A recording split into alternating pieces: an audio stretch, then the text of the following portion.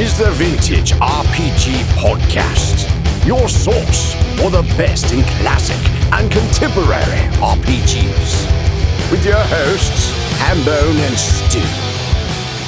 Welcome to the Vintage RPG Podcast, coming at you again from the clubhouse, hidden somewhere in the swamps of New Jersey. I'm John Hambone McGuire, and with me, as always, is the founder and publisher of Unwinnable. I once saw him work out in motorcycle boots, Stu Horvath. That's a lie. That's slander. I mean, there was the time when we were all like doing like really power walking, and you were wearing boots. Oh yeah, I mean, I walk in my boots because they give me the adequate support. That's technically workout. For some people, for me, man, you put me on a small hill or some stairs, I'm like huffing and puffing. So, I'm right there. The joke ties into the guest that we have today. We're here with Tyler and Graham from the Adventurer's Guide to Exercise. How you guys doing today? Great. Yeah, feeling great. So the back cover of the zine says, a tome of physical alchemy to aid adventurers in the navigating of the labyrinth of fitness and exercise. So why don't you tell us a little bit about this, dudes? Yeah. So, I've worked in the exercise industry for a long time and I love games. And one day I was thinking, they kind of have a lot of carryover. Exercise is a hobby. And in a way, it's a kind of game. It has a rule set. And so I started thinking about how it matches up with game design theory. And I started writing out these ideas. And then Graham here is a fantastic artist. And I was like, hey, listen, I can't do this alone. And so I brought him on. Yeah, this relationship started out with me as a client of Tyler's, in a very Portland, Oregon story. I was looking for a personal trainer. I've been working out, just like going to the local gym and stuff for a while, not making any progress or anything. And I was scrolling on Instagram, and a local ceramicist that I follow happened to post that he plays Dungeons and Dragons with this personal trainer guy. And so I was like, oh, a personal trainer who plays Dungeons and Dragons, that might be cool. And I hit up Tyler through that. So through a pottery connection and tabletop role-playing games, Tyler and I came together in sunny Portland, Oregon. I mean, I don't even know where to start. Everything about this is so good and so well packaged. I know exactly where to start. I want to start with my favorite illustration. There's you sort of have a gym goblin spokesperson throughout the whole zine, and in one of the cartoons, some poor schlub is trying to drink a potion of giant strength, and he slaps it out of his hand and says, "No shortcuts." It's pretty funny. Yeah, every time I see it, it makes me laugh out loud. I love it. Well, we live in the era of the Liver King, and these folks, the manosphere, the influencers, and all this get fit quick stuff. And I tried to interject some of that like Tom Wham style Dragon magazine illustration into it. Yeah. To bring it, because like the content that Tyler can really talk about it's really good. Like the fitness program, this all comes from like I say, working out with Tyler and like having a really good time and a really productive time in the gym with working with him, and finding that this content that he had been creating, and you can talk about like the arcane fitness that you were working on before, that was like really complicated, and trying to make it like simple and understandable. Yeah, Tyler, what's sort of like the overall methodology here there's 3 possible fitness plans to choose from here? Yeah. So in physical therapy, they talk about something called meaningful activity, which basically means, what is something that has relevance to the person in physical therapy. So like, for a lot of people, it's, I want to get back to walking. I want to be able to pick up my kids. And of course, it extends to anything you want to do. So I extrapolated that out to its obviously logical end, which was, what if you could just be your character in a game? So I started looking at ability scores, right? And your physical ones, you have strength, dexterity, constitution, if we're talking like 5e, D&D style. And I said, okay, well, how do you train for those? What do those things look like? What does it look like to be a fighter or rogue or ranger? And I just wrote programs for those, for what I would consider to be your typical fighter, rogue, or ranger. So a rogue is a mix of strength and dexterity. The fighter is strength and constitution, and then the ranger is dex and con, right? Right. My class of choice is the thief. What kind of, what am I looking at if I start doing the rogue training? Yeah, if you're trying to be a classic thief, well, you got to be able to sneak, right? And what does sneaking require but grace and flexibility? Because you're going to need to navigate small spaces. You're going to need to be able to hide in that crack behind the pillar, so you can get that sneak attack or pick that lock. So dexterity just becomes a stand-in for flexibility and just, I will call it dexterity because that's what it is: being graceful, being smooth, being agile. Shit, I'm gonna have to stretch.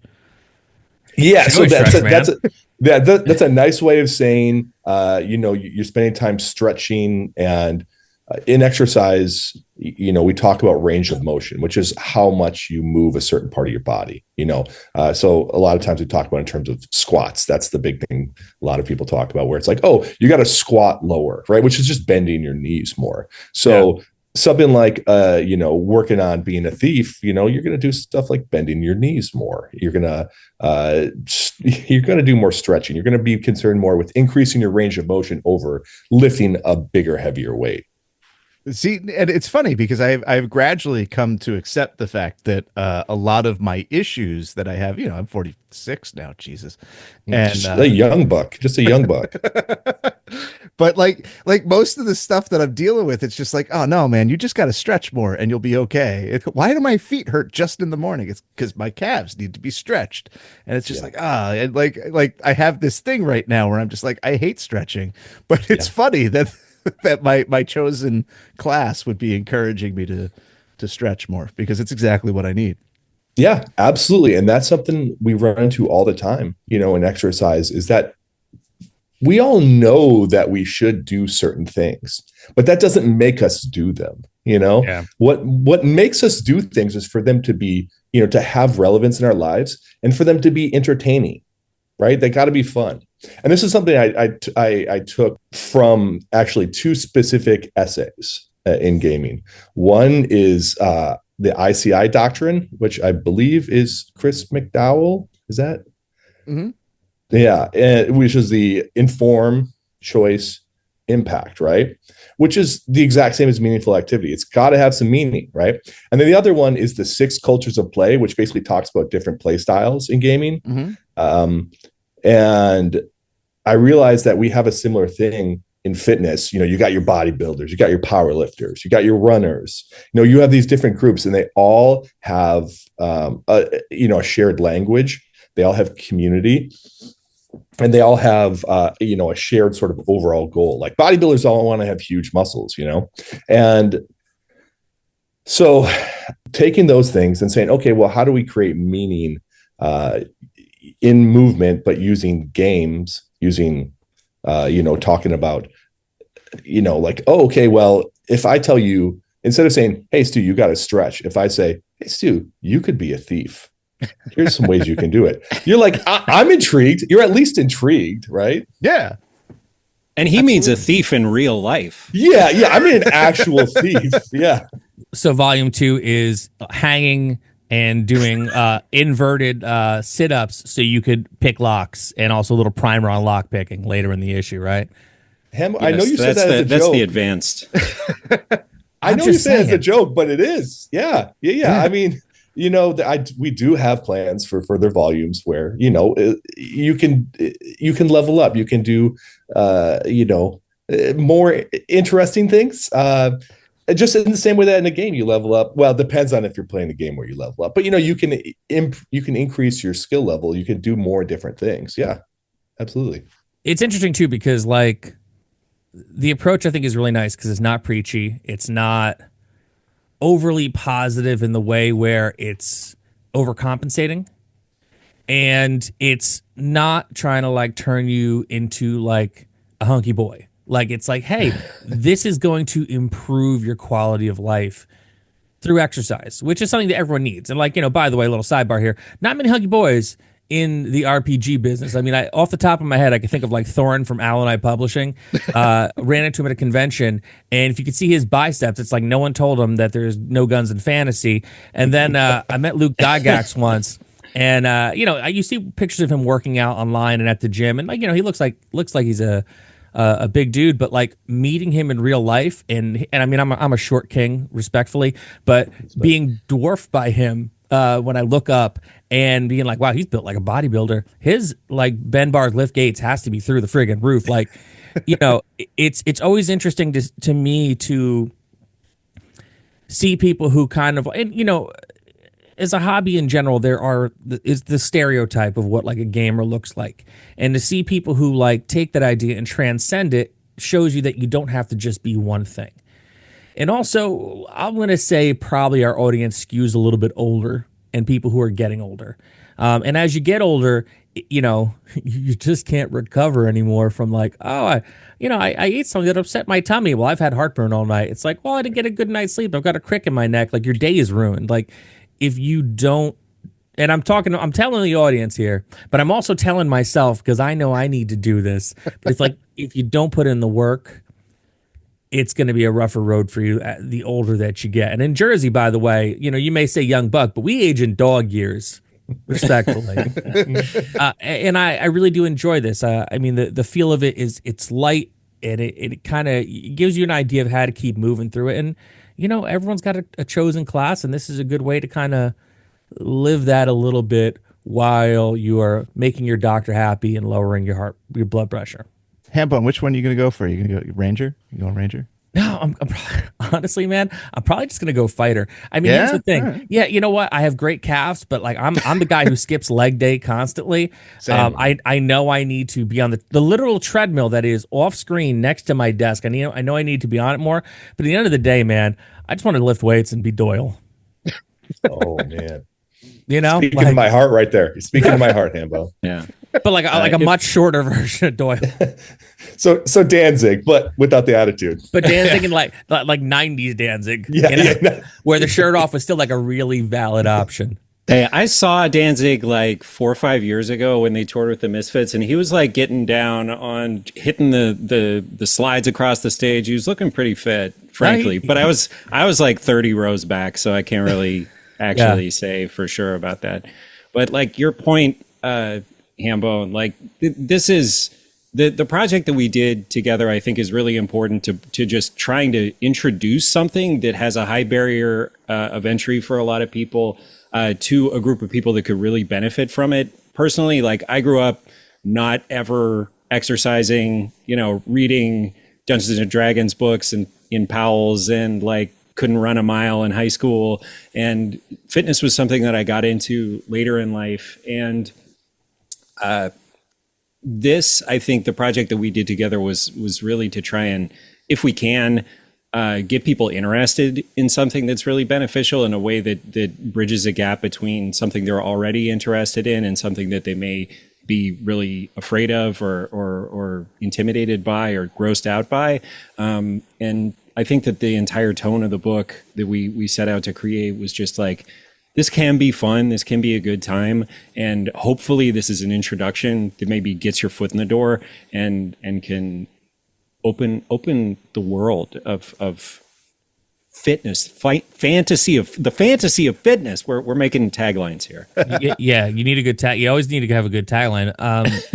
And I appreciate it. I will tell people a little bit about my history working out here. There was a point when I was in a bad way mentally. I mean, I've been in a bad way mentally for most of my life, but I was in a real bad way. And a buddy of mine took me into the gym, and he got me in like fighting shape. But still kind of not quite at the zenith of my alcoholism yet. Drinking all the booze I was drinking and working out, it was almost kind of canceling each other out in a way. And then later, I was like, you know what? I really need to get it together. And I joined a CrossFit gym. And in no way shitting on CrossFit. However, the idea of what CrossFit is and the idea of like joining a gym where you just can't like walk in and just like kind of meander until you feel comfortable on the machines, it is a high barrier of entry for a lot of people, and something that people may you kind of get up ahead of steam. You're going to do it. But at the last second, you kind of like, you peel back. You're like, I don't know if I can do this. But the beauty of this is that you've literally dropped the barrier of entry to the floor, and you're giving people an opportunity to make that first step in a way that's comfortable and in a way that resonates with the people who are in this hobby. So I think that's great. I think that's such a nice thing. Continuing journey section I thought was good because you really kind of lay it out like, yo, if it doesn't feel good, pump the brakes. The beautiful thing about the zine is that it never claims to be something that it isn't. And I think that especially when it comes to something that is as much of a physical hurdle for many people, a mental hurdle, you approach it beautifully. Yeah, thank you. Yeah. It was really fun working with Graham on this because he as you might be able to tell, he's the funny one. So he took, especially when I write, I get a little bit too dry, and it's great having him to sort of say, well, how do we make this more engaging? How do we, I can help, just about anybody find a version of exercise that works for them. But it's not always a funny process. Including that stuff to lighten it up was huge. It was super, super fun. I don't know. When Graham showed me the cover, I was immediately in. Like, it was just like my enthusiasm for it went through the roof, and I was just like, oh no, we got to have you guys on, and we got to have you on in January when everybody's doing their New Year's resolutions. Yeah, the art's fantastic. It all comes together. It's a really great little package. Everything that Hambone said is true. It's welcoming. It doesn't sell you, the moon. It really is like a grounded approach. I just keep thinking about how, like, when I was a kid, and like I said, I'm 46, so this might be a generational thing. It might have changed. But when I was a kid in school and stuff, it was either or. It was either you're going to sit around and read books, or you're going to be like the jock nerd, the jock who's like interested in fitness and sports. And it was like the twain shall not meet, and that's crazy.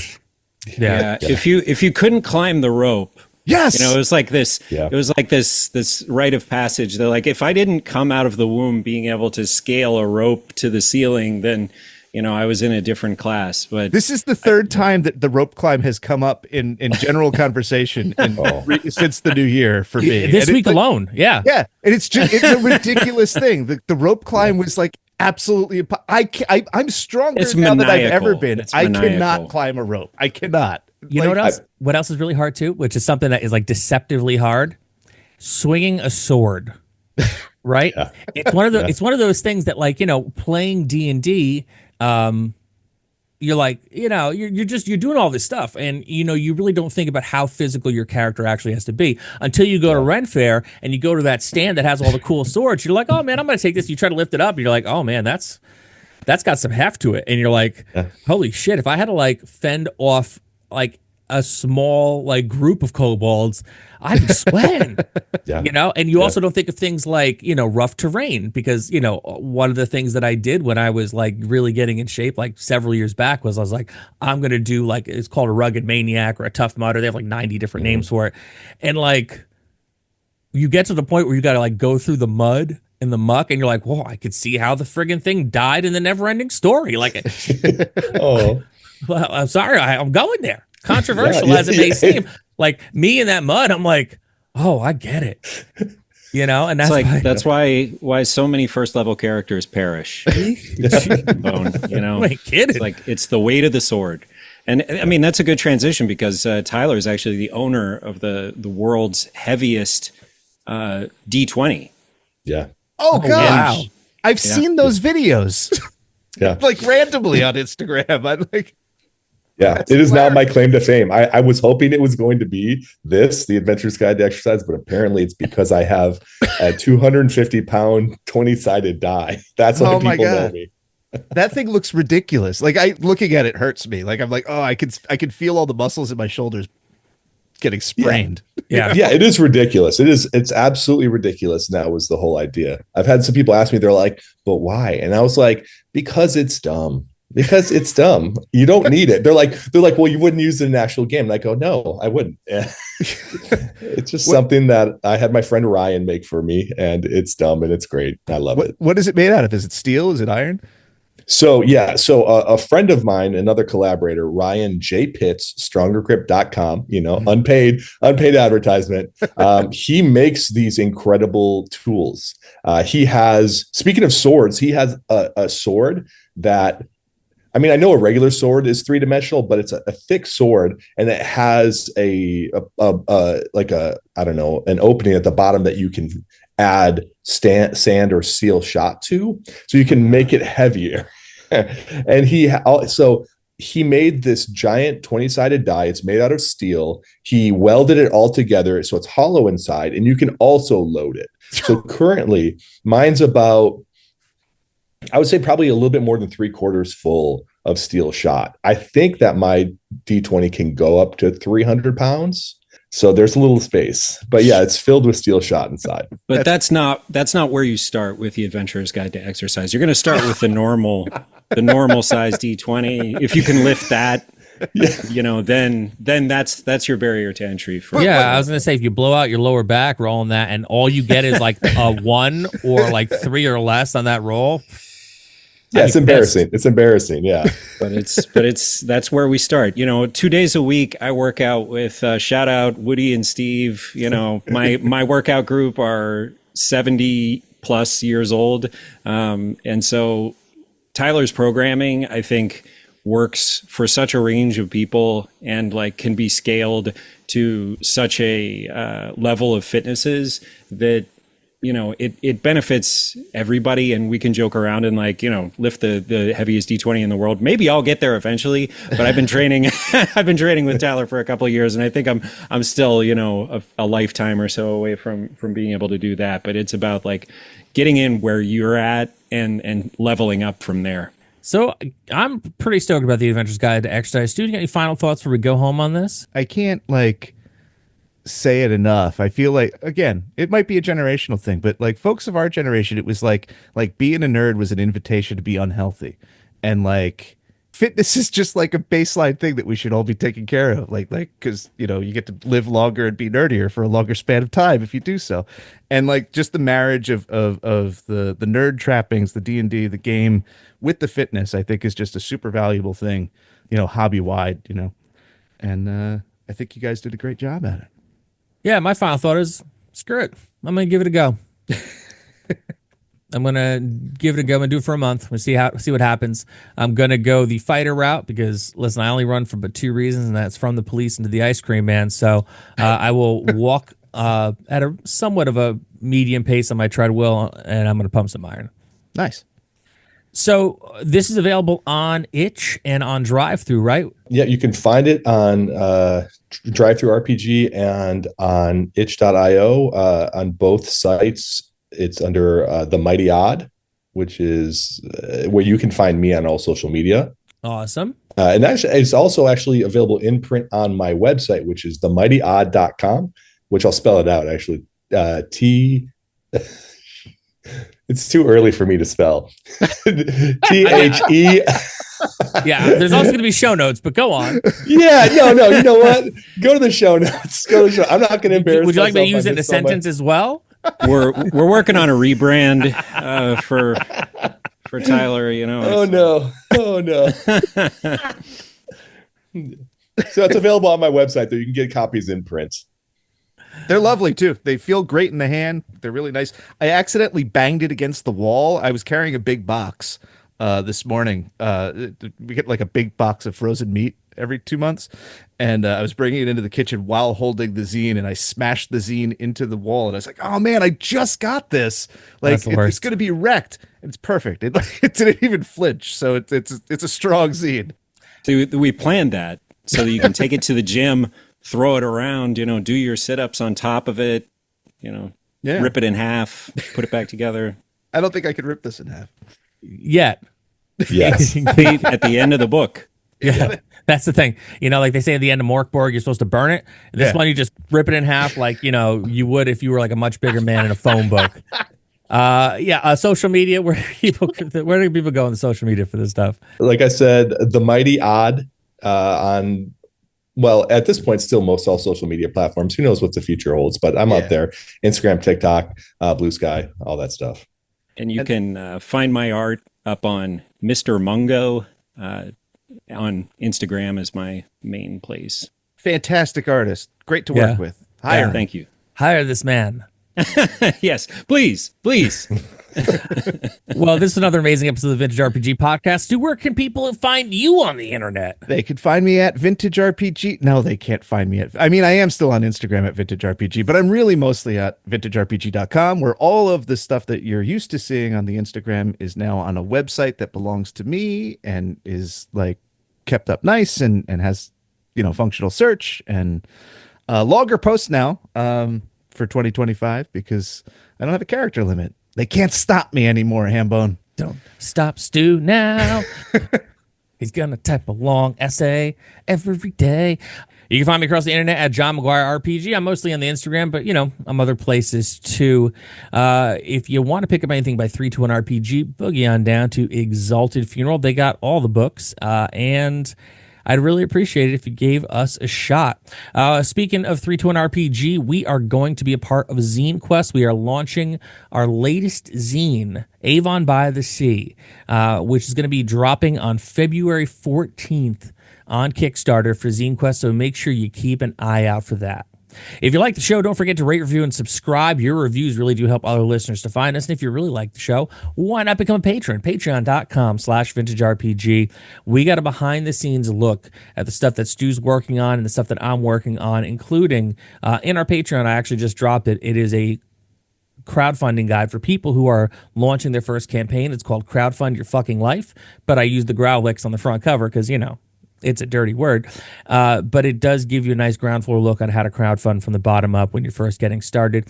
Stu is telling people about this monster book he's working on, which is going to be amazing because if you liked Monsters, Aliens, and Holes in the Ground, who doesn't like more monsters? Right. We also have and listen, you've learned some very controversial takes about some monsters that people have loved their whole lives, so we're gonna keep that for the book. We have a $5 tier where you can play in a game with me every month. This month I'm doing Vast Grim.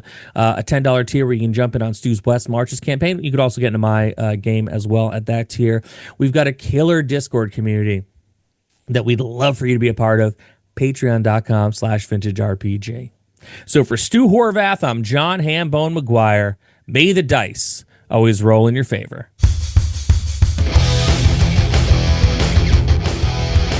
Thanks for listening. Don't forget to like, review, and subscribe to the podcast. Every review helps other listeners to find us. The Vintage RPG Podcast is a ham-fisted production. Music by Dego West. Art by Schaefer Brown. If you like the podcast, you should also consider becoming a patron at patreon.com.